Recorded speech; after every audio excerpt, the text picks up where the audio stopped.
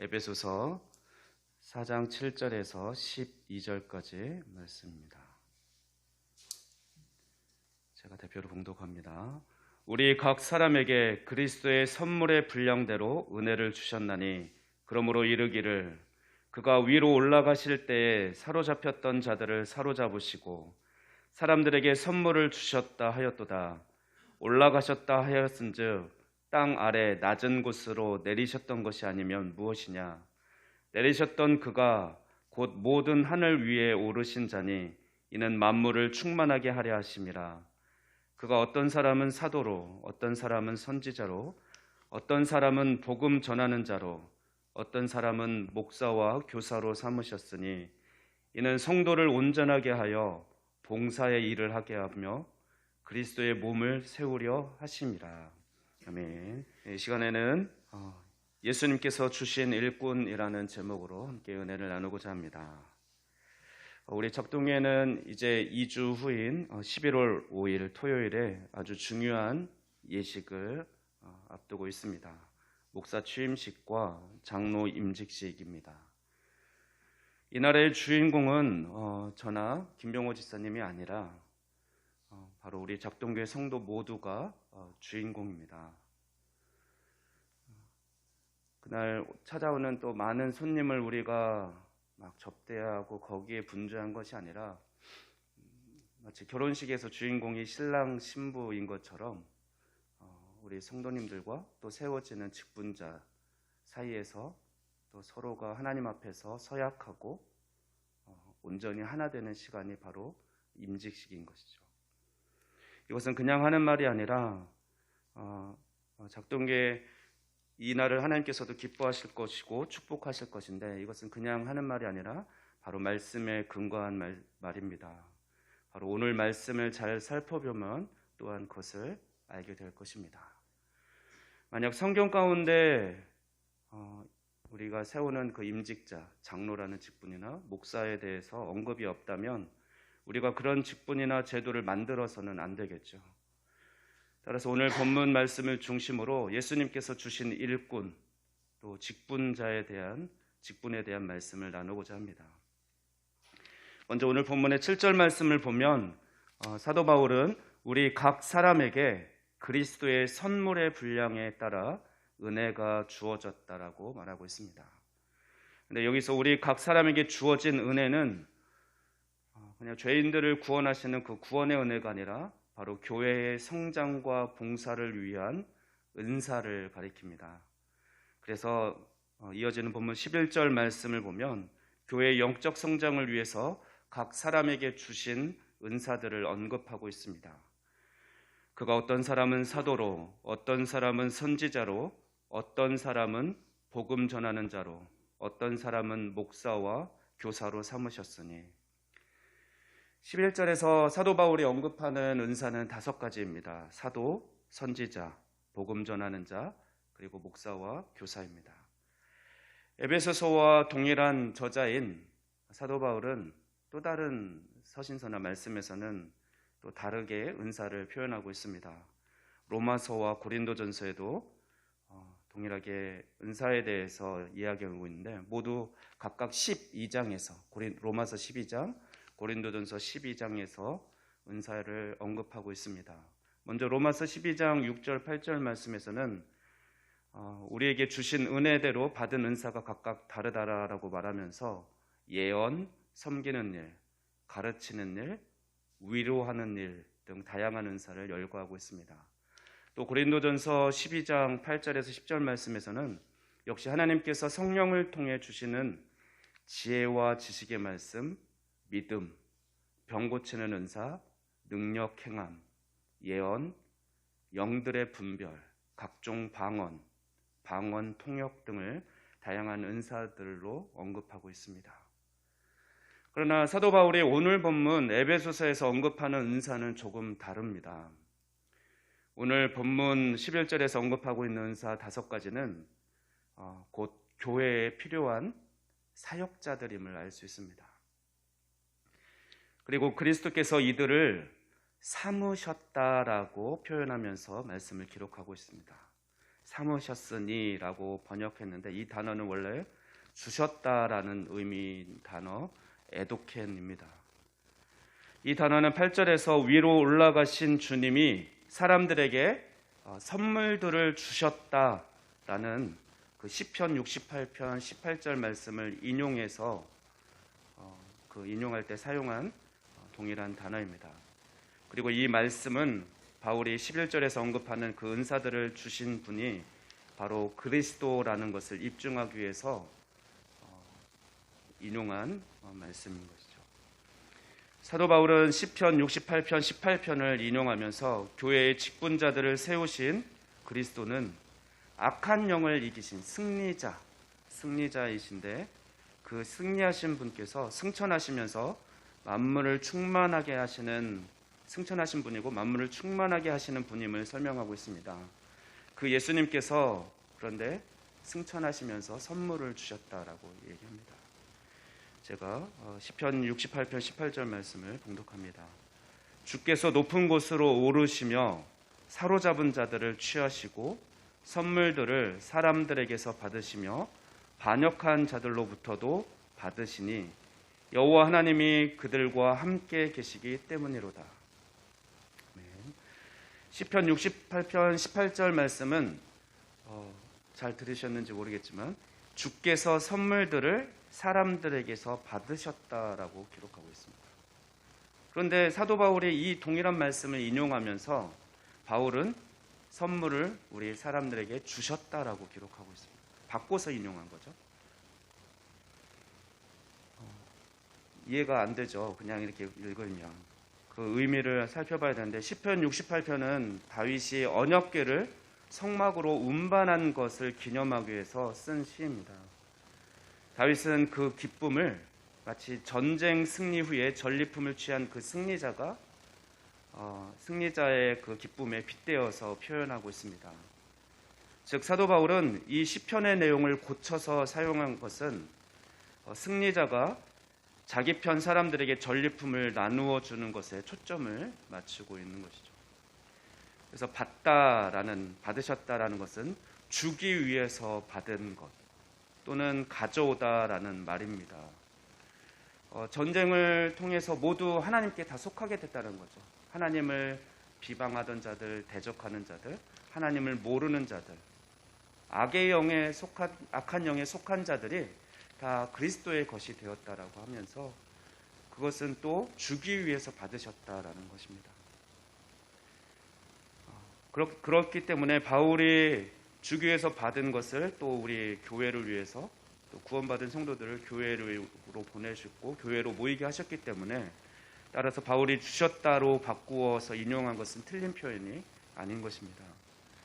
그리고 사도 바울은 그 직분이 그리스도께서 교회에 선물로 주셨다는 것임을 주신 것임을 강조하기 위해서 그래서 의도적으로 주셨다라는 헬라어 에도켄을 사용했고 또 동일하게 11절 말씀에서도 또 삼으셨다라는 그 단어의 그 에도켄을 반복해서 사용하고 있습니다.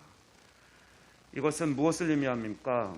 그것은 바로 교회 공동체의 사역자들은 교회에서 일하는 직분자들은 교회의 필요에 의해서 임의로 우리가 학급에서 학급 반장 세우듯이 그냥 임의로 세운 것이 아니라 모든 전쟁을 승리하시고 승천하신 예수 그리스도께서 교회 공동체를 위해서 주신 것이다, 선물이다라는 것을 사도 바울은 강조하고 있는 것입니다. 그러면 이제 그 5가지 은사인 5 사역자들에 대해서 간단하게 살펴보겠습니다. 바울이 가장 먼저 언급한 사도는 교회의 기초를 놓기 위해 주어진 직분을 가리킵니다. 누구를 사도라고 합니까? 부활하신 예수 그리스도를 직접 목격한 자이고 또 그리스도의 죽음과 부활을 증언하고 또 교회를 설립하는 그 일을 한 사람들입니다. 사도 바울 같은 경우도 예수님의 제자로 함께 다니지는 않았지만 다메섹 도상에서 예수님을 빛으로 또 그 음성을 들으며 그 부활하신 예수님을 직접 만났기 때문에 자기를 그렇게 사도로 부르고 있죠. 선지자는 하나님께 받은 메시지를 전하는 특별한 은사를 소유한 신약의 사역자를 가리킵니다. 이들의 주된 직무는 하나님의 계시를 전달해서 하나님의 백성을 권면하고 격려하는 것이지만 때로는 미래에 일어날 일들, 하나님의 뜻을 예언하기도 했습니다. 복음 전하는 자는 말 그대로 복음 전파에 헌신한 사람으로서 복음이 아직 전해지지 않은 지역에 복음을 전하는 일에 순회 사역자들을 가리킵니다. 목사는 그 한자의 뜻이 보살피고 가르친다라는 뜻인데 바로 보살피고 가르치는 사람을 가리킵니다. 하나님의 양무리를 먹이고 돌보는 목자의 역할과 또 가르치는 교사의 역할을 함께 수행하는 직분이 바로 목사입니다. 교사는 성경과 사도들의 교훈을 성도들에게 가르치는 직분을 또 말합니다. 이렇게 사도 바울이 교회의 성장을 위해서 그리스도께서 선물로 주신 은사는 사도와 선지자, 복음 전하는 자, 목사와 교사로 이렇게 5가지를 언급하고 있습니다.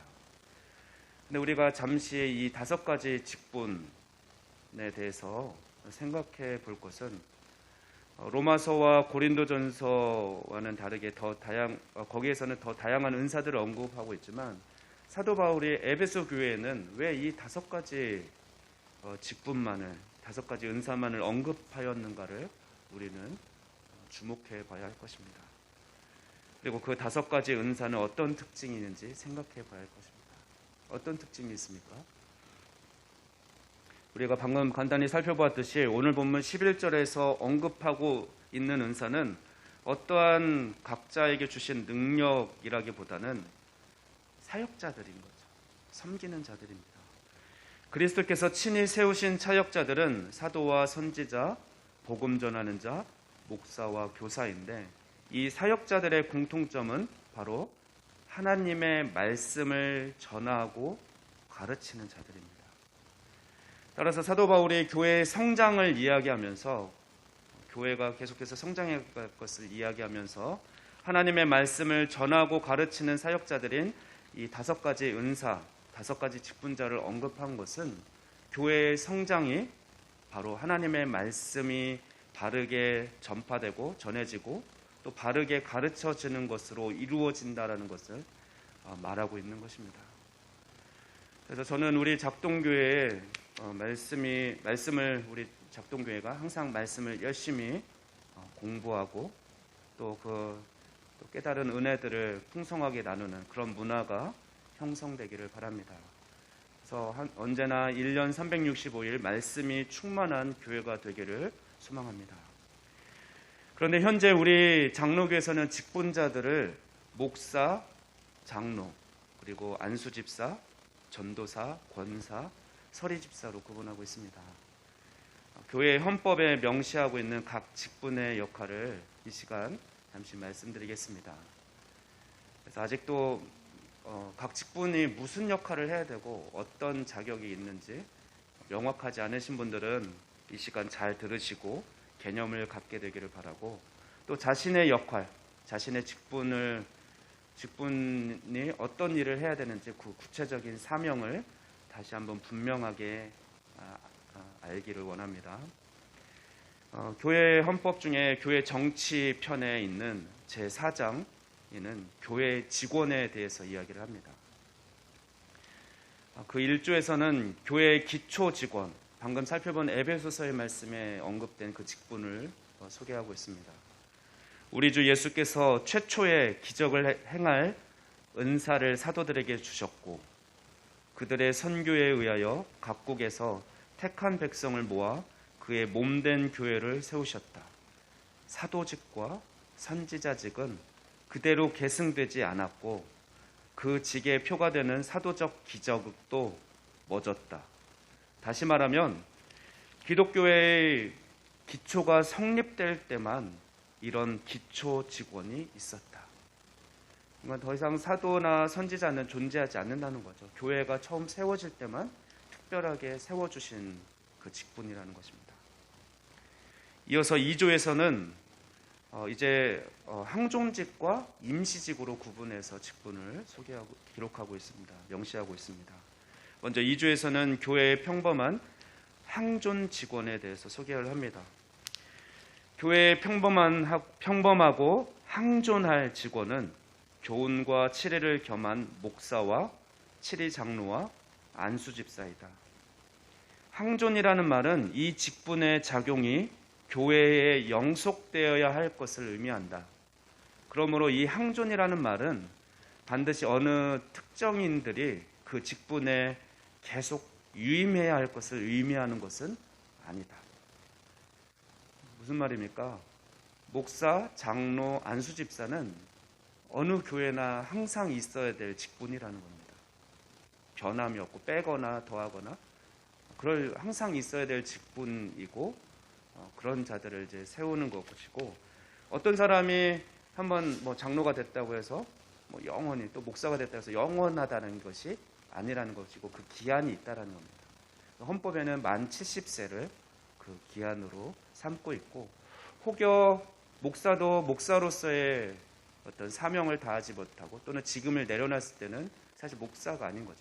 그 직분을 수행할 때 목사인 것이고, 또는 때로는 목사로서의 오히려 하나님의 영광을 가리운다면 그 목사직을 파면당하게 되는 것이죠.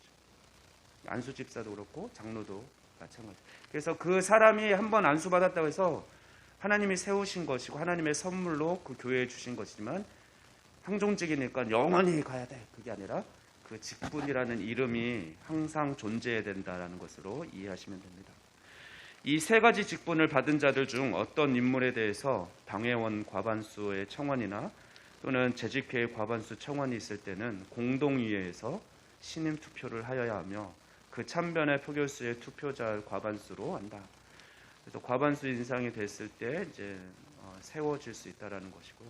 이 삼직은 서로 높고 낮음이 없을 뿐만 아니라 수직적인 상하제도가 아니고 수평적인 연립제도다. 그리고 직원의 정년은 70세로 한다. 이렇게 기록하고 있습니다. 그래서 목사나 장로나 안수 집사가 상하 관계가 있는 거 아니에요. 목사가 가장 위에 있고 장로 있고 안수 집사 있는 게 아니라 각각의 역할이 다르다는 겁니다. 그래서 수평적으로 함께 협력해서 교회를 세워가야 한다는 것이죠. 다음으로 3조에서는 교회의 임시 직원을 설명하고 있습니다. 그래서 임시 직원은 안수 없이, 아까 목사나 장로나 안수 집사는 안수를 통해서 성부와 성자와 성령의 이름으로 세우는 직분이고, 나머지 직분은 그냥 임시직입니다. 권사님들 서운하게 생각하지 마시고요. 그 중에서 전도사도 있습니다. 전도사님 같은 경우도 당회에서 이제 목사와 장로회로 구성된 그 당회에서 결정을 해서 세우고, 어쩌면 특정한 자격은 갖춰야 되는데 신학을 공부했어야 되죠. 노예가 인정하는 신학교에서 어떤 시험에 합격한 자여야 되고, 그래서 유급 교역자, 사례비를 주는 교역자를 전도사라고 합니다. 그 다음은 전도인이 있습니다. 이 전도사는 그런데 그 교회에서 당회의 회원은 못 됩니다. 당회에는 들어가지 아니하고 장로와 목사로만 구성되어 있고요. 하지만 발언권은 특별한 이유가 있으면 가질 수 있고, 때로는 미조직 교회에서는 당회장의 허락으로 어떤 개척한 교회, 전도사님인데 개척한 교회일 경우는 그분이 재직회나 이런 것들을 이끌어갈 수 있다는 것입니다. 그 다음에 전도인도 있는데요. 특별한 전도은사가 있는 사람을 유급자로 세워서 전도의 사역을 활발하게 할 수 있는, 마치 선교사 같은 거죠. 그런 직분을 말합니다. 다음 세 번째로 권사입니다. 권사는 여자 선도 중에서 45세 이상 된 입교인으로 하고, 흠 없이 5년 이상 집사로 교회에 봉사하고, 그래서 공동회에서 투표로 3분의 2 이상의 찬성을 얻은 자로 당회에서 6개월 이상을 교육을 받고 또 일정한 시험에 합격한 자를 권사로 세웁니다. 권사님들 다 그렇게 하셨죠? 네, 교육받고 시험 보셔서 합격한 자들입니다. 네. 그렇지만 이 권사는 어떤 교회에 있을 수도 없고 있을 수도 있고 없을 수도 있다라는 거죠. 하지만 이 권사의 역할은 그러면 무엇입니까? 당회의 지도대로 교인을 방문해서 특별히 돌아보는 거죠. 그래서 병자, 환자나 또는 곤란을 당하고 있는 가정에서 어려움을 당하고 있는 사람, 또 연약한 교인, 믿음이 흔들리는 사람 이런 분들을 찾아가서 기도해주고 말씀으로 권면해주고 잘 붙들어주는 역할을 권사님들이 하시는 것입니다. 그리고 남녀 서리 집사가 있습니다. 집사님들 계시죠? 교회 혹은 당회가 세례받은 후 2년 이상이 된 신실한 남녀를 선정해서 이 집사로 임명한 자니 그 임기는 1년이다. 그래서 1년마다 다시 서리 집사는 그 직을 성실하게 교회를 섬기는 것을 보면서 계속해서 다시 세우는 거죠. 그래서 올해는 서리 집사로 임명을 받았지만 내년에는 사실 잘 못한다. 그럼 당회에서 결정해서 그분은 집사에서도 제외될 수도 있습니다. 하는 역할은 집사라는 말 이름처럼 교회를 돌아보고 관리하는 역할, 그 역할을 하는 것이 또 서리 집사입니다. 이외에도 우리가 알고 있는 직분자 뭐가 있습니까? 강도사가 있고 목사 후보생, 교육전도사가 있습니다. 이분들은 준비하는 직원으로 분류를 합니다. 어떤 과정 중에 있는 그런 직원으로 구분하고 있고요. 다시 이제 목사와 항존재계인 목사와 이번에 이제 임직식이 있으니까 목사 취임식과 장로에 대해서만 조금 더 그 역할에 대해서 또 각각 사실 헌법에서 명확하게 명시하고 있기 때문에 그 부분을 추가로 말씀드리겠습니다. 목사는 노예의 안수로 임직을 받아 그리스도의 복음을 전파하고 성례를 거행하며, 성례는 우리 기독교에서는 두 가지입니다. 세례식과 성찬식. 성례를 거행하며 교회를 치리하는 일에 수종드는 자이다. 성경에는 이 직무의 사역에 관한 명칭이 여러 가지로 나타난다. 목사란 목회 성격상의 명칭일 뿐이고 본 직명은 장로이다. 디모데전서 이제 사도 바울이 이제 장로에게 권한 말인데 바로 그 목사 역할인데 장로 원래 명칭은 장로인 것입니다. 그래서 이 명칭들은 지위를 나타냄이 아니고 그 직책을 가리킨다. 목사직은 동사직일 뿐 육신의 명예나 영광을 위한 직이 아니다. 그래서 여러 가지 그 명칭이 있는데 한번 들어보시기 바랍니다. 첫째는 감독입니다. 그리스도 안에서 주님의 양떼를 살피는 자이므로 감독이라 하며, 두 번째로 그리스도의 말씀을 가지고 신자들을 영적으로 양육하는 일에 수종드는 거로 목사라고 하며, 모든 신자들의 모범이 되어 그리스도의 교회를 치리하는 일에 봉사하는 자이므로 장로라고 하며, 교회에서 택하여 보낸 자이므로 교회의 사자라고 하며, 고난을 받으면서도 그리스도의 복음을 전하는 자이므로 전도인이라고 하며, 진리의 지식을 가르치는 자이므로 교사라고 하며, 하나님의 은혜의 말씀과 그리스도께서 세우신 규례를 지키는 자이므로 청지기라고 한다. 네, 7가지의 이런 명칭이 있습니다. 목사에게는. 3조에는 목사의 직무, 어떤 일을 하는지를 명시하고 있습니다. 하나님께서 모든 목사 되는 자들에게 각각 다른 은사를 주사 각기 은사에 적합한 사역을 하게 하신다. 목사님들이지만 목사님들 중에도 하나님께서 특별하게 주신 은사대로 그 목사의 직분을 감당한다는 것입니다. 첫 번째는 목회입니다. 목사가 지교회를 목회할 때는 그리스도의 약물이 된 교인들을 위하여 기도하며 하나님의 말씀으로 교훈하고 설교하며 찬송하는 일과 성례를 거행할 것이며, 주님의 이름으로 축복하고 어린이와 청년을 교육하며 교우를 신방하며 궁핍한 자와 병자와 환난당한 자를 위로하고 장로와 협력하여 그리스도 안에서 성경 말씀대로 교회 치리에 수종된다. 그래서 일반적으로 이제 목회를 하는 담임 목사의 역할을 하는 사람을 이렇게 목회 직무를 수행하는 자로 봅니다. 이외에도 교육 목사라고도 하는데 어떤 기관에서 신학교나 어떤 교육기관에서 교육과 관련된 일을 하는 목회자도 있고요. 선교, 목사의 안수를 받았지만 선교의 사명에 헌신하는 자. 전문 전도, 선교사랑 비슷하긴 하지만 또 전도하는 일에 더 헌신하는 자. 그리고 문서 전도, 목사가 어떤 기독교 신문이나 어떤 출판에 관한 일들에 그 은사를 가지고 열심히 참여하는 그런 목사님들도 있고요. 또 기독교 교육, 목사가 총회 또는 노회의 교육부나 지교회의 교육 목사로 청빙을 받으면 교육하는 일로 심화할 수 있다라고 명시되어 있습니다. 이제 장로의 권한과 자격 또 직무에 대해서 살펴보겠습니다. 장로는 설교와 교훈은 장로의 전무 책임은 아닙니다. 전적인 역할은 아니지만 각 치례회에서는 목사와 동등한 회원권으로 각 항 사무를 처리합니다. 치례하는 역할을 주로 한다는 거죠. 말씀을 전하고 가르치는 것보다는 할 수도 있지만 주로 교회를 살피고 운영하는 것을 담당한다는 것입니다. 그래서 35세 이상 된 남자 입교인 중에서 뽑습니다. 그래서 피택된 자는 6개월간 노회에서 실시하는 신학과 성경을 연수함으로 상당한 신학적 지식과 덕망을 갖추어 그렇게 거기에 해당되는 자여야 한다. 다른 교회에서 혹시 장로를 실무하다가 임명되온 장로는 그 지교회에서 흠없는 3년을 경과한 후에 또 세울 수 있다라고 합니다.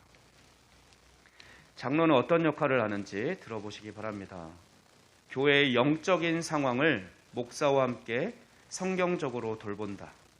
장로들은 신자들의 대표자들로서 목사와 협동하여 일을 할 수 있으나 목사와 협동하지 않고 자의로 일을 처리하지 못하는 자로서 행정과 권징의 수종을 들고 지교회 혹은 전국 교회의 영적 상황을 살피는 데 수종된다. 또 교리적 오해나 도덕상 부패를 방지하도록 기도하며 사역한다. 신자를 신방하여 위로하고 교훈하며 보살핀다. 신자를 신방하되 특히 병자와 상가를 찾아 위로하며 진리를 잘 알지 못하는 자와 어린아이들을 가르치며 돌봐야 할 것이니 일반 신자보다 장로는 개인적인 의무와 직무상 책임이 더 중하다. 더 이제 책임감이 중한 직책이라는 거죠. 신자의 신앙을 살피고 위하여 기도한다. 기도가 계속 나오죠. 계속 깨어 기도하는 역할, 직분입니다.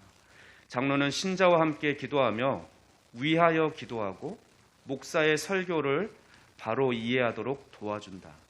신방할 자가 있을 때는 목사의 신방을 청할 것이요. 목사님한테 누구 좀 신방해 주세요 라고 요청할 수 있다는 거죠. 특히 환자와 슬픔을 당한 자와 회개하는 자와 도움받아야 할 자가 있을 때는 목사에게 보고한다. 네, 이것이 장로의 직분입니다.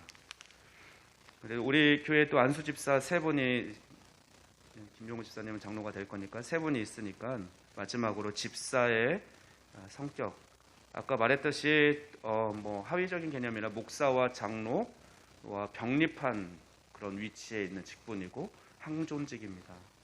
집사는 신실한 믿음과 지혜를 겸비한 30세 이상 남자 성도 중에서 선출하게 되어 있고요. 특히 재정 처리에 진실한 자여야 되고 또 그 행위가 복음에 합당하고 그 생활이 다른 사람의 모범이 될 만한 자여야 합니다. 그래서 봉사의 의무는 일반 신자에 마땅히 행할 것인 바 집사된 자는 안수 집사는 더욱더 그 봉사의 본을 보여야 한다는 것입니다. 그 특별한 직무는 가난한 자를 돌아보는 것, 환자와 갇힌 자, 요즘에는 우울증이나 어떤 어려움이 있는 자들이 많을 텐데요. 그런 자들도 돌아보고 과부와 고아와 모든 환난당한 자를 위문하되 재직회의 결의에 따라 행하며 교회에서 책정된 구제비와 일반 재정을 수납 지출한다. 살림을 도맡아서 하는 역할이라고 생각하면 됩니다. 그리고 고아와 과부 이런 구제 사역을 더 힘쓰는 자가 우리 안수 집사님들이라고 생각하시면 됩니다.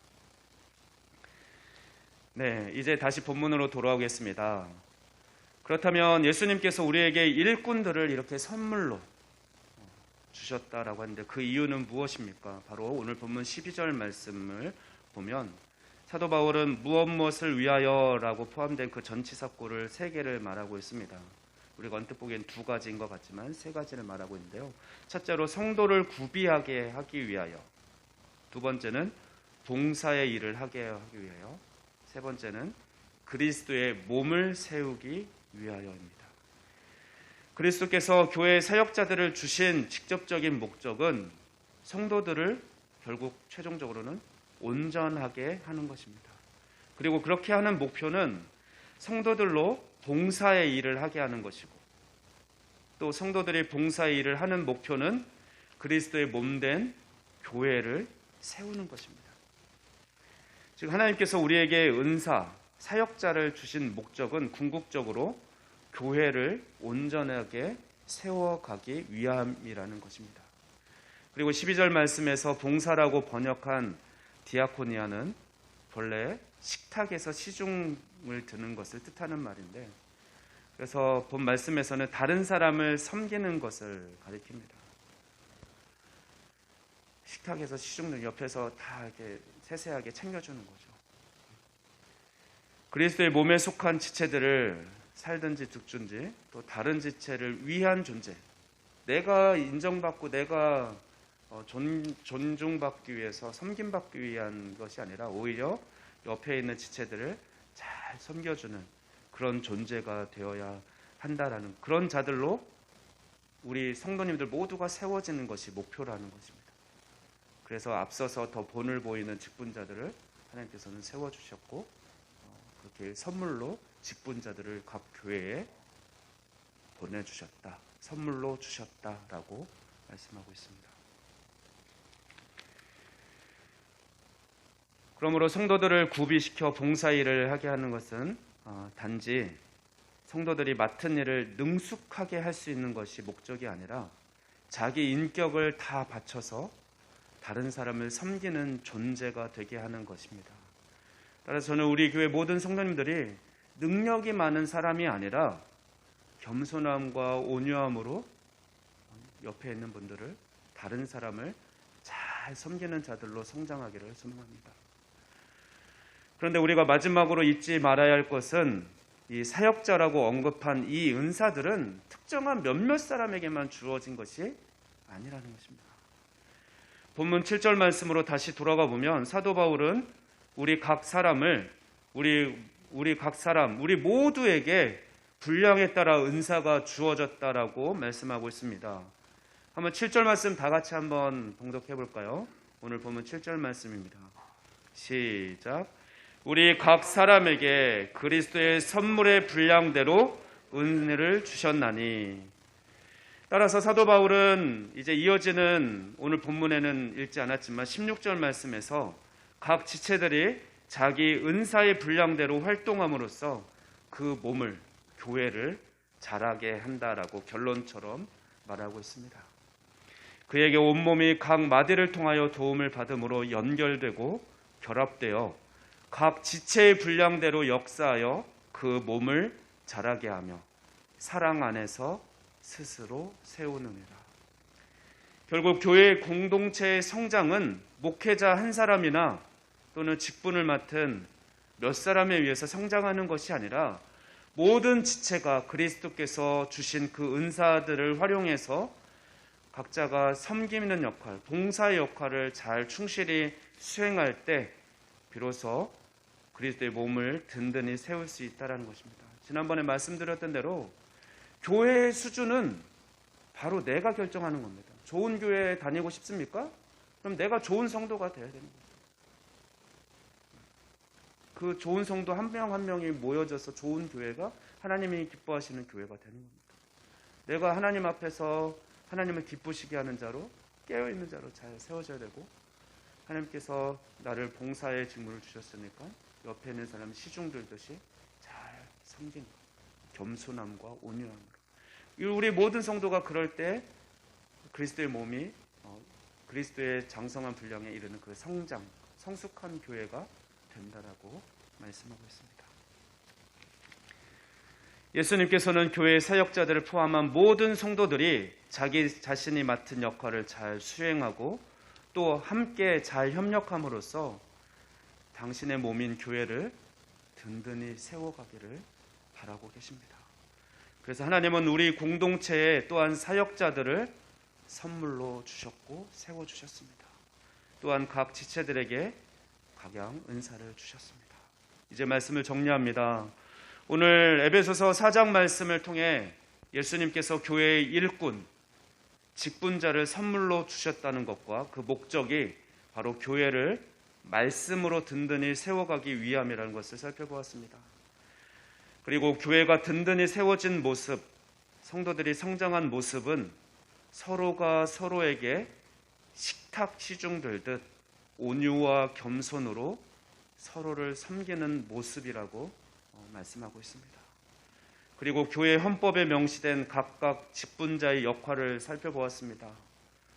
또한 우리가 무엇보다도 우리가 기억할 것은 그 직분은 몇몇 사람, 소수에게만 주어진 것이 아니라, 허락한 것이 아니라 우리 모든 사람에게 각각의 분량대로 은혜를 주신 교회의 선물이라는 것을 기억하시고 자신의 직분대로, 자신의 그 은사의 분량대로 기쁨으로 봉사해서 다른 사람들을 인격적으로 잘 섬기며 그리스도의 몸된 교회를 잘 세워가면서 함께 성장해가는 우리 교회가 되기를 축원합니다. 기도하겠습니다. 교회의 머리 되시며 우리의 구원자 되시는 주님 감사합니다. 우리를 작동교회로 모이게 하시고 하나 되게 하신 주님, 오늘 말씀을 기억하며 우리가 옆에 있는 사람을 인격적으로 잘 섬기며 서로를 세워가는 교회 되게 하시고 특별히 말씀이 든든히 세워져가는 교회 되도록 축복하여 주시옵소서. 11월 5일에 우리 교회에 목사 취임식과 장로 임직식을 허락하여 주셔서 또한 교회를 든든히 세워주시고 세워가게 하시고 또 우리 교회를 향한 그 기대로 인해 기뻐하실 주님을 찬양합니다. 이 모든 말씀 우리 주 예수 그리스도의 이름으로 기도하옵나이다. 아멘.